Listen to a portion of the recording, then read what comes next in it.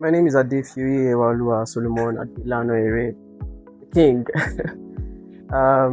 It's a lot to me beyond the artistry part of me. I'm a calm, gentle, gentleman, as you all know.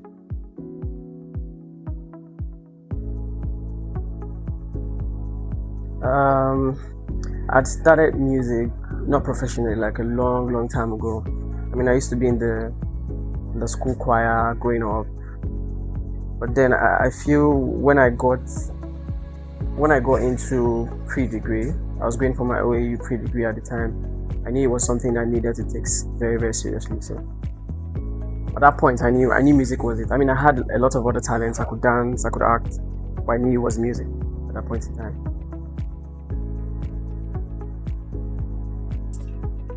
I faced the most challenges, or one of the first challenges I faced was at the very beginning.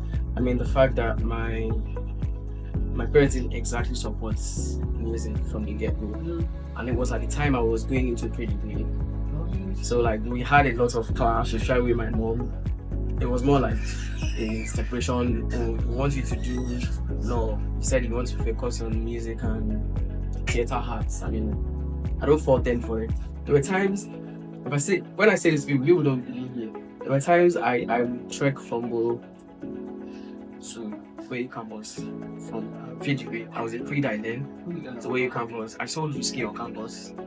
Nobody would believe that. I sold whiskey on campus just to raise studio session fees. I'll go back tomorrow to go and record with. Shout out to Shamesy back. I don't know if you know Shamesy. Shames Fun, the popular producer that produces for Fado now. Then I would come all the way to OAU, and the next morning I'll then take like a tricycle from the money I make. I used to sell for somebody. From the money I make, I'll take a tricycle. I think it was 150 back to Somo. Then every other day I do that. I remember very well then to record, would have to trek to Ipetu from Uru, so as a safe cost, because we could not take. I mean, we could afford, but we knew we had to buy fuel for the studio person. After pay, all the studios that you pay for the studio session, then you still have fuel the generator for the studio. So me, Shamesy, my guy, Bayo at the time, trek from Uru again to Ipetu, like a long distance for now record. You're already tired before recording. After recording, that was what gave us happiness. And after we then trek back tomorrow, it was a bit of a tussle. It wasn't so easy at the time, but it is. Starting from the name, literally, I mean, Ewa is the name that my parents gave me. I just picked it, and I felt the need to use it as my stage name. And now it has become a brand. I feel like Ewa is like an identity for me. It's something I live by. It's beyond the name. It's just beyond bearing the name Ewa. It's like a total identity of who I am. It's been several times. I mean, there's no way you would do music, especially as an independent artist, and you don't have moments where you feel like, nah, this ain't working. I just want to stop doing it. There's been a lot of times. There's been several times. I mean, there's no way you would do this independently and not face struggles. The fact that you don't exactly have a sponsor per se, you don't have like a big backing, you're just doing your thing by your own self. So there's been times I feel like giving up. I mean, I'm still here, standing.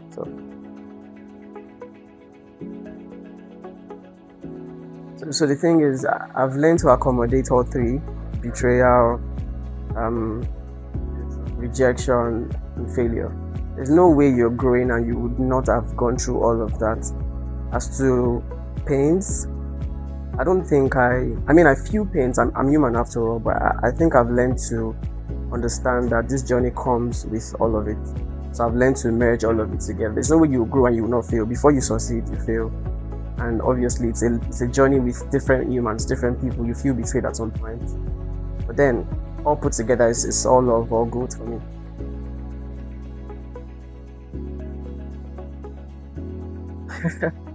I don't know of any eating formula, but something I know is, I mean, unlike 10, 15 years ago, it used to be about the talent. I'm not trying to invalidate the importance and impact of supporters, sponsors, and all, but like at the time, if you had talent, you were good to go. Now, you would be shocked that the people dominating the industry they are not even as talented as you would think they would be, as of if you're comparing to the industry of 15, 16 years ago. So talent is not enough. There's a place of marketing. If you don't have capital, because music has now become very capital intensive. So it's not just about talent. There's talent, and also there's a place of spending. You need to come with the bag. You don't have money, you're joking.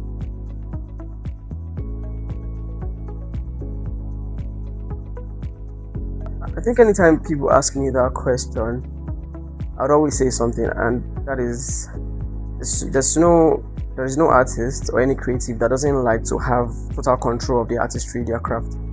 So I don't know what tomorrow holds, but left to me, I would like to have control of my work, of my craft. In as much as, I mean, it's not just about labels. There are partnership deals you could sign. I mean, that way it still gives you like a free hand over your craft. So, yeah.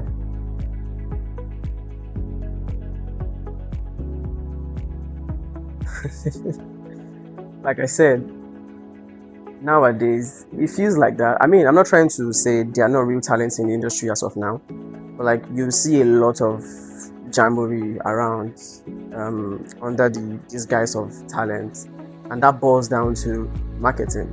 So which means you can pick something that is not as good enough, as long as you have enough funds to market it and force it down people's throats, it's gonna fly.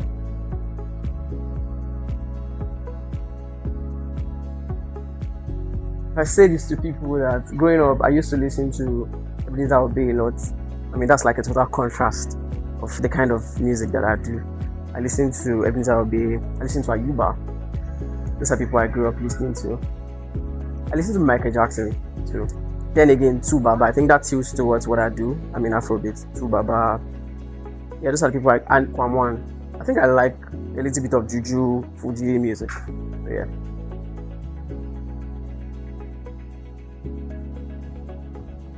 I write from all of the above: personal experience, pain, imagination. So, for example, I've learned to write in people's shoes. Sometimes my songs don't necessarily depict what I'm going through. I could see what some other persons are going through, and I decide to like do something talking about what they're. And this brings me to it. When people hear me drop love songs, you think I'm in love, but I could tell you that half of the time I was not actively in love with anybody. I just felt like, I mean, the world needs love, so why not just put out songs that will promote love for the people that are in love.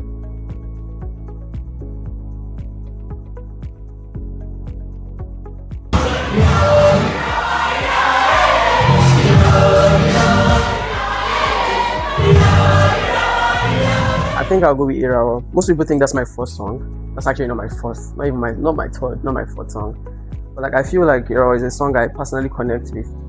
I dropped it at the time I needed some sort of self-encouragement for myself. So like it's quite personal, and I was shocked when I saw a lot of like thousands of people connect to the song. Like I literally go crazy when I'm on stage singing the song, and everybody's like thousands of people shouting back the song at me. I'm shocked because it's something I thought I just wanted it for myself, and seeing the fans connect to it, love it, like it's their story, it's a whole lot for me.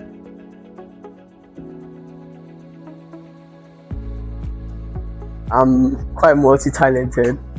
I'm an actor, I'm a clown sometimes, on some days. I don't know if you all know Mr. Solomon. Papa! If I was you slap! My dear, get to your room now! I'm an actor, I'm a music artist. I play a couple instruments too. I'm a fashion designer, not everybody knows that. But yeah, I design clothes. I used to. I don't do that anymore, like actively.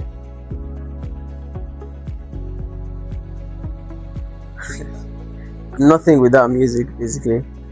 I don't think I can survive without music. Like, music is me. I embody music. If it's not music, I don't think I would survive.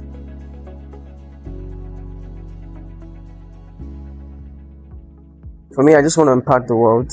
I I want to end my life with a very good legacy. I want to write my name in the history of people that actually put Afrobeat out there to the world. Music generally, people that impact lives with their music. So that's it for me. I don't believe fame, money, attention, popularity changes anybody. I feel like it would only aggravate your real character. It only brings out who you are. So if you see anybody that becomes famous and they start acting different, trust me, you're not the issue. You are the issue. You didn't pay enough attention to them. They've always been like that. It only puts it out there more. But like a total change, I don't think so.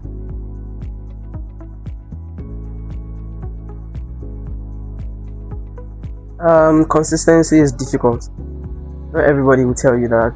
Most people just sit down and tell you, oh, you have to be consistent. They don't tell you how hard it is. I mean, as an up and coming artist that I am too, I tell you for a fact, you need to be consistent, and it is going to be very difficult. So if you're not disciplined, there's no way. You can't even teach consistency. It's inbuilt. So if you don't have it, you don't have it. I think right now I just dropped the song Motion. It's about a month old. Is it up to a month? About a month old. I'm looking at dropping maybe an EP after. I'm not sure yet, but like I could probably drop an EP after Motion. So everybody that supported me, Round Nation, as I like to call you guys, I want to say a big thank you to everybody. To people who doubted me for the longest period, I want to say please keep doubting. I don't need to tell you to stop doubting. Keep doubting. I feel like the doubt, the disbelief keeps me going. So I need that too sometimes. But I know someday everybody's gonna come around and understand this is EWA.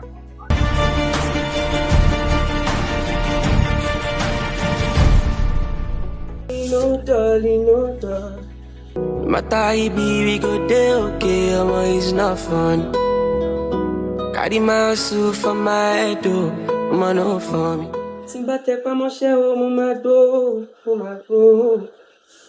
Hi guys, it's EWA, I'm a Nigerian music artist. Keep streaming One Show with Daniel Ibitoye. Like, subscribe, share, comment.